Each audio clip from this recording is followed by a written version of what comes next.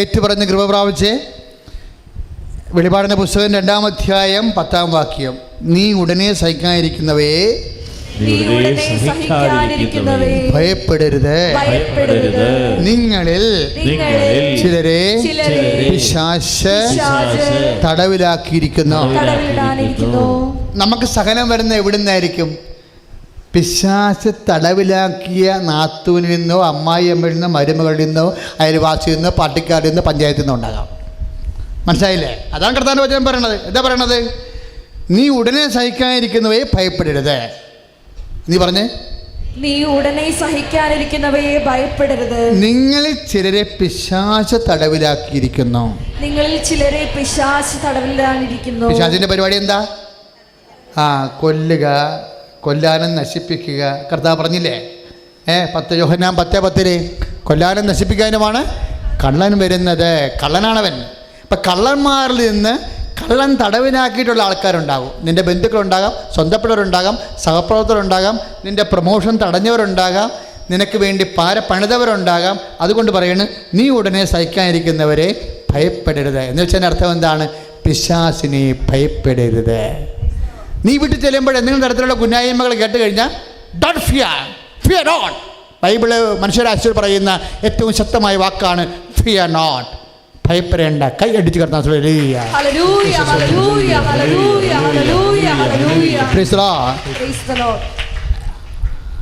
ചില നിങ്ങളെ പിശാച് നിങ്ങൾ തടവിലാക്കിയിരിക്കുന്നു. അതായത് നമുക്ക് സഹനം തരുന്ന ആൾക്കാർ ചിലപ്പോൾ നമ്മുടെ അതിർത്തി കുറ്റി മാറ്റിയിടുന്ന ആൾക്കാരാകാം, വഴി കൊണ്ടുവന്ന് കുപ്പച്ചില്ലിടുന്ന ആൾക്കാരാകാം, വഴി വിടാത്ത ആൾക്കാരാകാം. നീ ഉടനെ സഹിക്കാതിരിക്കും. ഇങ്ങനെയുള്ള സഹനങ്ങളെ ഭയപ്പെടരുത്. ബൈബിളിലെ കർത്താവിൻ്റെ വചനം മാത്രമേ സഹനങ്ങളെ ഭയപ്പെടരുതെന്ന് പറയത്തുള്ളൂ. കാര്യം ഇത് സത്യസന്ധവും സത്യവേദ പുസ്തകവും ജീവന്റെ വചനവുമാണ്. കൈ അടിച്ച് കർത്താവ്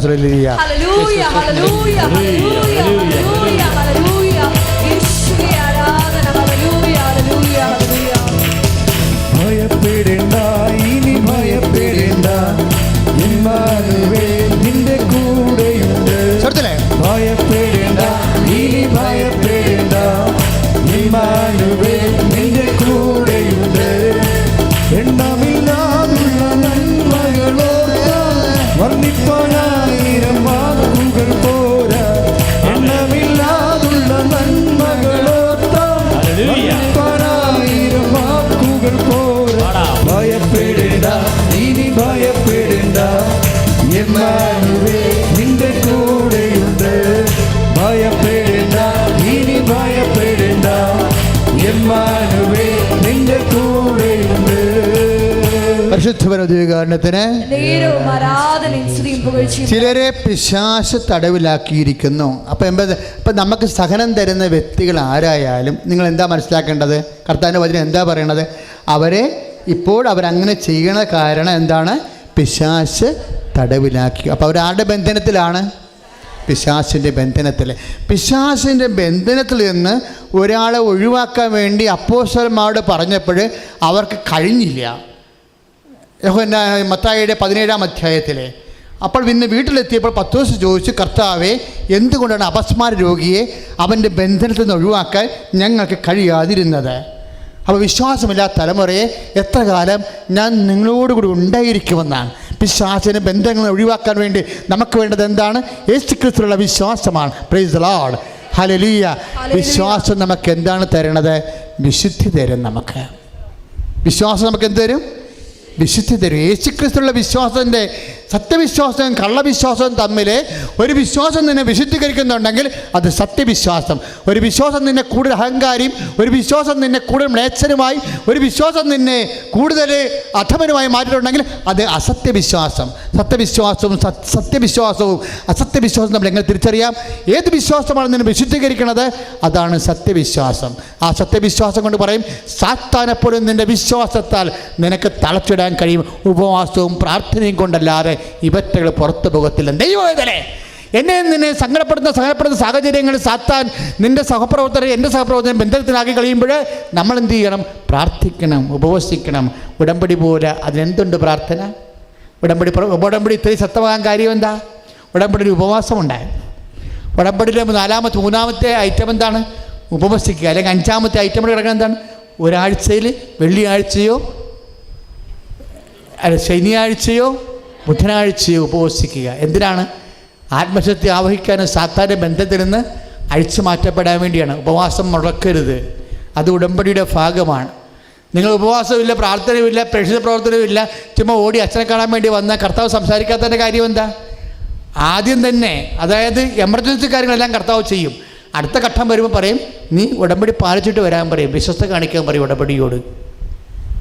ഉടമ്പടിയോട് വിശ്വസ്ത കാണിക്കാൻ പറയും. അപ്പം അതുകൊണ്ട് പ്രധാനമായിട്ട് ഇവിടെ നിന്ന് ഇറങ്ങിപ്പോകുമ്പോൾ പറയണം, കർത്താവ് എനിക്കും ആൾക്കാർക്കൊരു സാക്ഷ്യം പറയണം. പക്ഷെ സാക്ഷ്യം പറഞ്ഞാൽ മാത്രം പോരാ, സാക്ഷിയായി ജീവിക്കണം.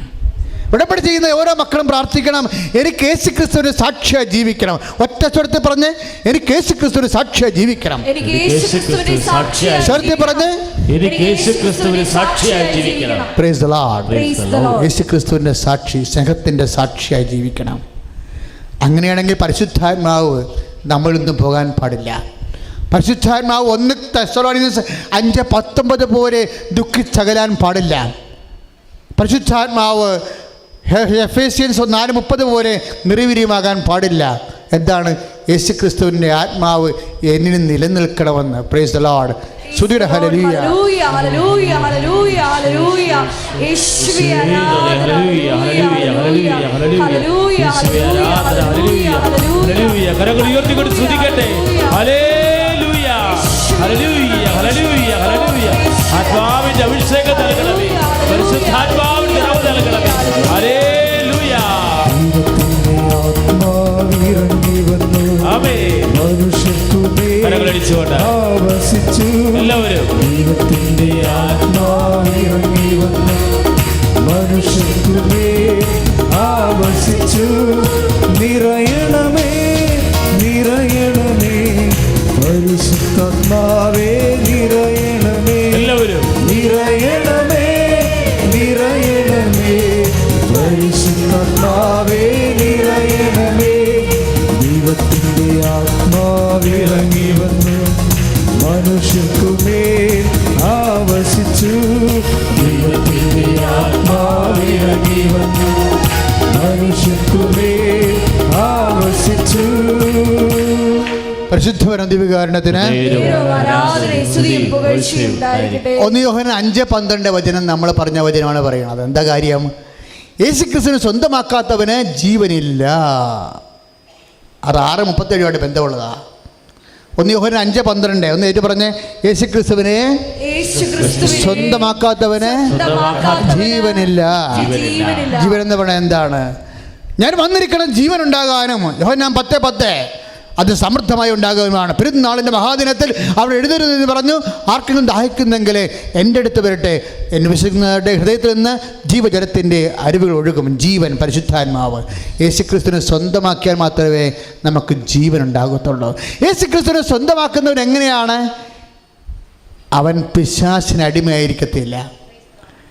അതായത് നീ സാത്താൻ്റെ സിംഹാസനത്തിൻ്റെ അടുത്താണ് വസിക്കുന്നത്. സാത്താൻ്റെ പിണിയാളുകളായിട്ടുള്ളവരാണ് നിന്റെ സ്വാധീനത്തിൽ, നിന്റെ സംസർഗത്തിലുള്ളത്. എന്നിട്ടും ജീവൻ്റെ വചനത്തിന് വേണ്ടി സാക്ഷ്യം വഹിച്ചുകൊണ്ട് വിശ്വസ്തയോടെ പരിശുദ്ധാത്മാവിൻ്റെ ആലയമായി ഗലാത്യർ 5:22 അനുസരിച്ച് കൊണ്ട് ആത്മാവിൻ്റെ ഫലങ്ങളായ സ്നേഹത്തോടെ, ക്ഷമയോടെ, ദയയോടെ, നന്മയോടെ, വിശ്വസ്തയോടെ നീ ജീവിച്ചാൽ നീ ആടെ സ്വന്തമാകും, കർത്താവിൻ്റെ സ്വന്തമാകും. അറിയാം, ദൈവം നിന്നെ സ്വന്തമാക്കിയാൽ പിന്നെ ആർക്കും നിന്നെ സ്വന്തമാക്കാൻ പറ്റത്തില്ല. സാത്താനും ലോകത്തിനും കൈയിടിച്ച് കർത്താവ് ഹല്ലേലൂയ ഹല്ലേലൂയ ഹല്ലേലൂയ. കരങ്ങൾ ഉയർത്തിക്കൊണ്ട് സ്തുതിക്കട്ടെ. ഹല്ലേലൂയ.